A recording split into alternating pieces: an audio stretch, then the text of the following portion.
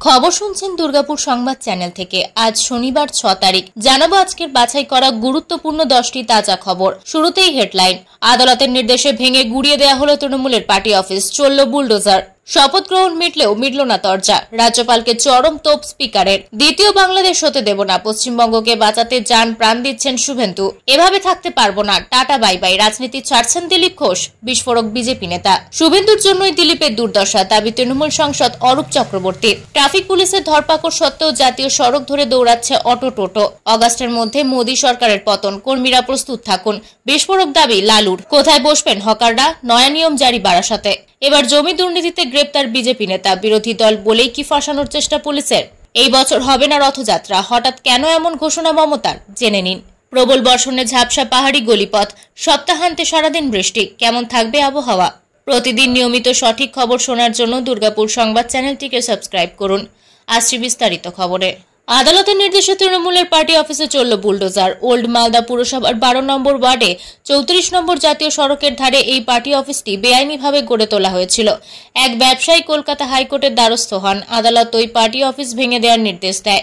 সেই মতো আজ বিশাল পুলিশ বাহিনী এনে শুরু হয় অভিযান। এরপর চোখের নিমেষে বুলডোজার দিয়ে ভেঙে দেওয়া হয় পার্টি অফিস। তৃণমূলের পার্টি অফিস লাগোয়া একটি ক্লাবও ভেঙে ফেলা হয়েছে। চলতি সপ্তাহের শুরুতেই এ নিয়ে নোটিশ দেওয়া হয়েছে। এরপর আজ শুক্রবার সকালে অভিযান শুরু হয়। ভাঙার আগে তৃণমূলের পার্টি অফিসের জিনিসপত্র সরিয়ে নিয়ে যান দলের নেতা কর্মী সমর্থকেরা। এদিকে আবার দিলীপ ঘোষ কি দল ছাড়বেন, তিনি কি রাজনীতি থেকে অবসর নেবেন, তার নতুন বক্তব্য ঘিরে জল্পনা ছড়িয়েছে। একটি সংবাদ মাধ্যমে দিলীপ ঘোষ জানিয়ে দিলেন তিনি রাজনীতি ছাড়ার জন্য তৈরি। গতকাল শুক্রবার দিলীপ ঘোষ জানিয়েছেন, আমি এভাবে থাকতে পারবো না, আমার জন্য নির্দিষ্ট কাজ না থাকলে রাজনীতিকে টাটা বাই বাই বলে দেব। তিনি আরো জানিয়েছেন, আমি অন্য কারোর মতো প্রাক্তন পরিচয় নিয়ে কাজ করতে পারবো না।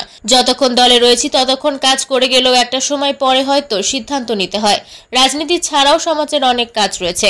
এদিন দিলীপ বলেন, আরো কিছুদিন অপেক্ষা করব, দলের পক্ষে কিছু জানানো হয় কিনা তার অপেক্ষায় রয়েছি, তবে কাজ করে যাচ্ছি। আজও আমার নির্বাচনী প্রচারে অংশ নেওয়ার কথা রয়েছে, তবে অপেক্ষার তো একটা সীমা থাকে। বিজেপির প্রাক্তন রাজ্য সভাপতি আরো বলেন, যাদের বলা দরকার তাদের বলে দিয়েছি, আমি এভাবে কাজ করতে পারবো না। আমায় অন্য সংগঠনের দায়িত্ব দিলে সেখানে যেতে পারি, না হলে আমি নিজেই ঠিক করে নেব কোন ধরনের কাজ করা যায়, বসে থাকতে পারবো না। এখন দলে কেন্দ্রীয় নেতৃত্বে রদবদলের সম্ভাবনা, রাজ্যেও কিছু পরিবর্তন হতে পারে, তা দেখার পরে সিদ্ধান্ত। প্রিয় দর্শক, আমরা এই ভিডিওটায় 2000 লাইক এবং 1000 সাবস্ক্রাইবার টার্গেট করছি। আশা করি আপনারা আমাদের টার্গেটটি সম্পূর্ণ করবেন এবং আপনি কোন জেলা থেকে আমাদের খবরটি শুনছেন কমেন্ট করে অবশ্যই জানাবেন। ফিরে আসছি খবরে। এদিকে আবার জাতীয় সড়কে অটো টোটো উঠলেই কড়া পদক্ষেপ নিচ্ছে ট্রাফিক পুলিশ। কারণ রাজ্যের বিভিন্ন প্রান্তে জাতীয় সড়কে অটো টোটো চলাচলের দরুন দুর্ঘটনা ঘটছে, প্রাণহানিও হচ্ছে, তবু হুঁশ ফেরছে না অটো টোটো চালকদের। সরকারি নিয়মকে তোয়াক্কা না করেই জাতীয় সড়কের ওপর ছুটছে যাত্রী বোঝাই অটো টোটো। দুর্গাপুরের গান্ধী মোড় সংলগ্ন উড়ালপুলের নিচ হয়ে জাতীয় সড়কে উঠে পড়ছে বহু অটো টোটো। তা বন্ধ করতে লাগাতার অভিযান চালাচ্ছে দুর্গাপুর ট্রাফিক গার্ডের পুলিশ। জাতীয় সড়কে ওঠার চেষ্টা করলেই ধরা হচ্ছে, জরিমানা করা হচ্ছে, মামলা দেয়া হচ্ছে। দুর্গাপুর ট্রাফিক গার্ড সূত্রে খবর, ধারাবাহিকভাবে এই অভিযান চালানো হচ্ছে। বিভিন্ন প্রান্তে মাইকিং করে সচেতন করা হচ্ছে। এখনো পর্যন্ত 50-এর বেশি অটো টোটোকে জরিমানা করা হয়েছে। ধারাবাহিকভাবে এই অভিযান চলবে। হকারদের বসার জন্য এবার নির্দিষ্ট জায়গা বারাসাতে। কতটুকু জায়গায় হকাররা বসতে পারবেন রীতিমতো দাগ কেটে নির্দিষ্ট করে দিয়েছে বারাসাত পুরসভা। স্পষ্ট বলে দেওয়া হয়েছে, ওই দাগের বাইরে কোনো দোকান বসতে পারবে না। সীমানা নির্দিষ্ট করল পুরসভা। বারাসাত পুরসভার উদ্যোগে বারাসাত ফ্লাইওভারের নিচে হকারদের ডিমার্কেশন করা হলো। বারাসাতের চাপাডালি থেকে কলোনি মোড় পর্যন্ত রেল লাইনের উপর দিয়ে যে উড়ালপুল রয়েছে, সেই উড়ালপুলের নিচে অসংখ্য হকার বসেন। হকার বসার ফলে সাধারণ মানুষের চলাচলের সমস্যা হয়। পাশাপাশি অ্যাম্বুলেন্স থেকে ফায়ার ব্রিগেড কোনো কিছুই একবারে ঢুকতে পারে না, যার জেরে সব দিক দিয়ে সমস্যায় পড়েন স্থানীয়রা। সেই কারণেই এই হকার উচ্ছেদের দাবি অনেকদিন ধরেই ছিল। সম্প্রতি মুখ্যমন্ত্রী হকার উচ্ছেদের প্রসঙ্গ সামনে আনায় এটা আরো জোরালো হয়। এবার তাদের বসার সীমানা তৈরি করে দিল বারাসাত পুরসভা। এই খবর শুনছেন আপনারা দুর্গাপুর সংবাদ চ্যানেল থেকে। সম্প্রতি জমি দুর্নীতির ঘটনায় ডাবগ্রাম ফুলবাড়ি তৃণমূলের ব্লক সভাপতি দেবাশিস প্রামাণিককে গ্রেপ্তার করে পুলিশ। তারপর আজ দিল্লি থেকে ব্লক তৃণমূলের সহসভাপতি গৌতম গোস্বামীকে গ্রেপ্তার করা হয়। আর এই পরিস্থিতিতে তৃণমূলের দুই নেতা গ্রেপ্তার হওয়ার পর এবার জলপাইগুড়ির বিজেপির এক নেতাকে গ্রেপ্তার করা হলো পুলিশের পক্ষ থেকে, যে ঘটনাকে কেন্দ্র করে ব্যাপক চাঞ্চল্যের সৃষ্টি হয়েছে। সূত্রের খবর, এদিন জলপাইগুড়িতে বিজেপি কিষাণ মোর্চার সহসভাপতি উত্তম রায়কে পুলিশের পক্ষ থেকে গ্রেপ্তার করা হয়, যেখানে সেই জমি দুর্নীতির অভিযোগ তোলা হয় তার বিরুদ্ধে। তবে পুলিশের এই অতি সক্রিয়তা নিয়ে পাল্টা প্রশ্ন তুলে দিয়েছেন সেই বিজেপি নেতা। তার দাবি, তিনি বৈধভাবেই এই জমি কিনেছেন, তার কাছে সমস্ত রকম পাট্টা থাকা সত্ত্বেও পুলিশ তাকে গ্রেপ্তার করেছে। পাশাপাশি তার আরও অভিযোগ যে তৃণমূলে যোগ দেওয়ার জন্য তাকে চাপ দেওয়া হচ্ছিল, কিন্তু তিনি সেই চাপের কাছে নতি স্বীকার না করার জন্যই তাকে এইভাবে হেনস্থা করা হচ্ছে। সব মিলিয়ে গোটা পরিস্থিতি কোথায় গিয়ে দাঁড়ায় সেদিকেই নজর থাকবে সকলের।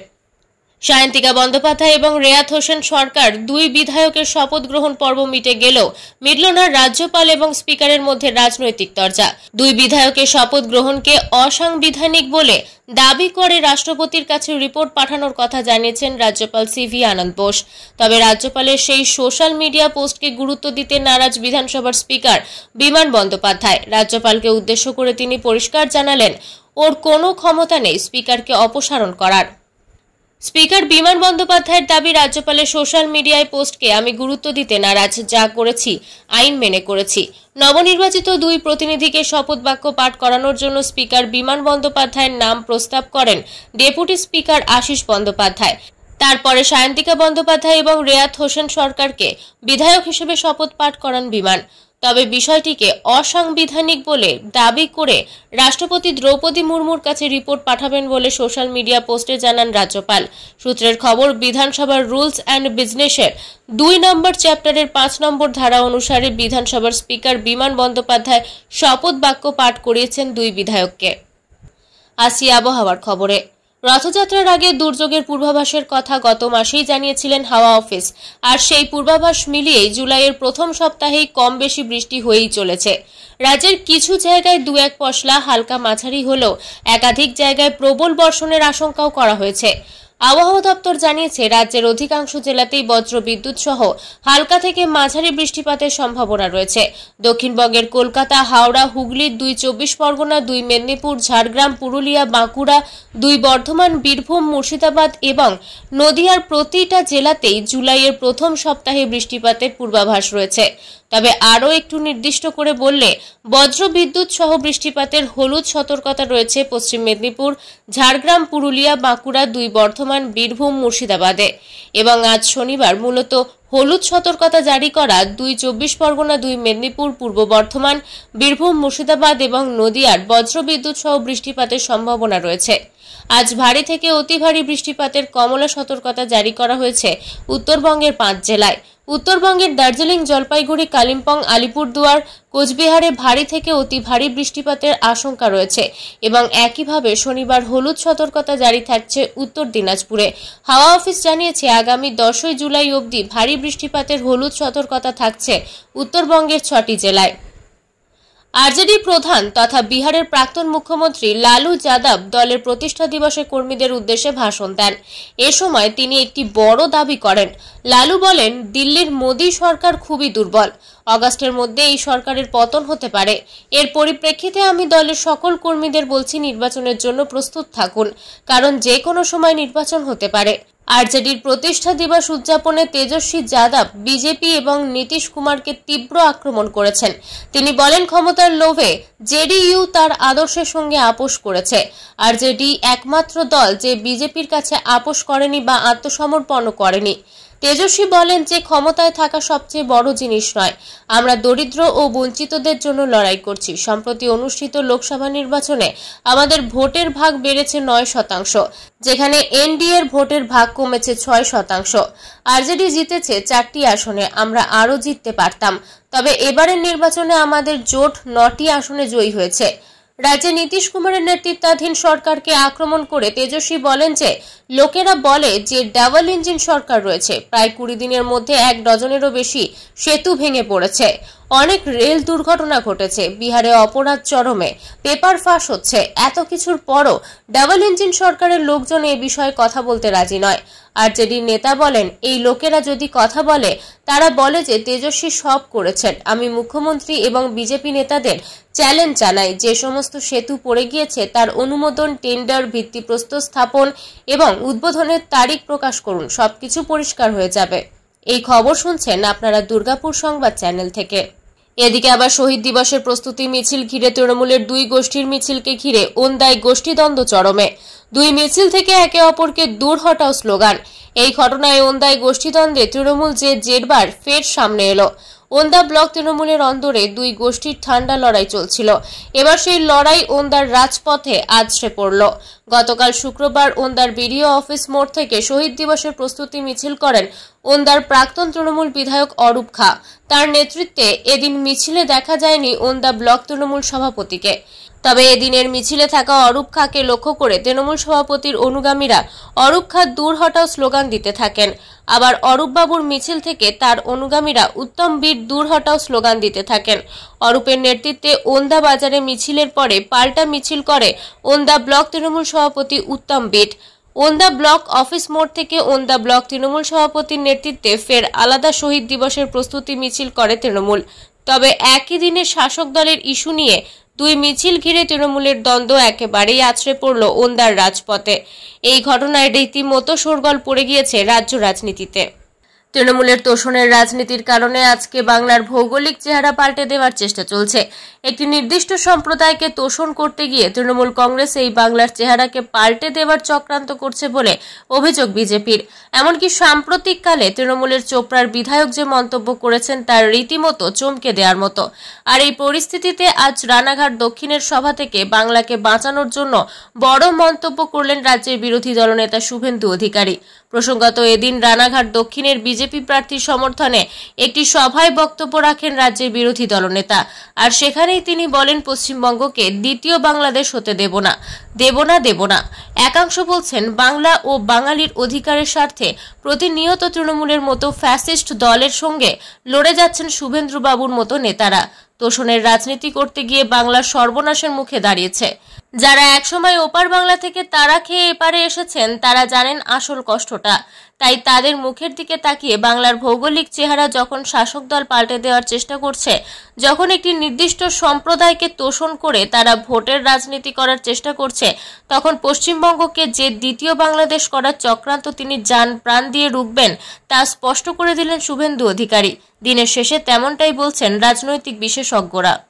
পুরীর জগন্নাথ মন্দিরের মতোই পশ্চিমবঙ্গের দীঘাতে তৈরি হচ্ছে সেই একই জগন্নাথ মন্দির। এই বছর থেকেই সেখানে রথযাত্রা শুরু হওয়ার পাশাপাশি মন্দিরের দরজা ভক্তদের জন্য খুলে যেতে পারে, এরকম একটি খবর সামনে এসেছিল। স্বাভাবিকভাবেই সকলে মুখিয়েছিলেন যে রাজ্যের যখন পুরীর আদলে দীঘায় জগন্নাথ মন্দির হচ্ছে তখন সেখানে গিয়েই সকলে এই পূর্ণ লাভ করবেন। কিন্তু না, এই বছর থেকে নয়, পরের বছর থেকে এই দীঘাতে জগন্নাথ দেবের মন্দির খুলে যাবে এবং সেখানে রথযাত্রা অনুষ্ঠিত হবে। আজ তেমনটাই জানালেন রাজ্যের মুখ্যমন্ত্রী মমতা বন্দ্যোপাধ্যায়। সূত্রের খবর, এদিন এক্স হ্যান্ডেলে এই ব্যাপারে বড় ঘোষণা করেন মুখ্যমন্ত্রী মমতা বন্দ্যোপাধ্যায়, যেখানে তিনি জানিয়ে দেন দীঘায় পরের বছর থেকে রথযাত্রা পালিত হবে। কারণ হিসেবে মুখ্যমন্ত্রী এটাও জানিয়েছেন যে এখনো পর্যন্ত দীঘায় যে পুরীর মন্দিরের আদলে মন্দির তৈরি হচ্ছে তার সম্পূর্ণ কাজ শেষ হয়নি। আর সেই কারণে এই বছর থেকে সেখানে রথযাত্রা পালন করা সম্ভব হচ্ছে না।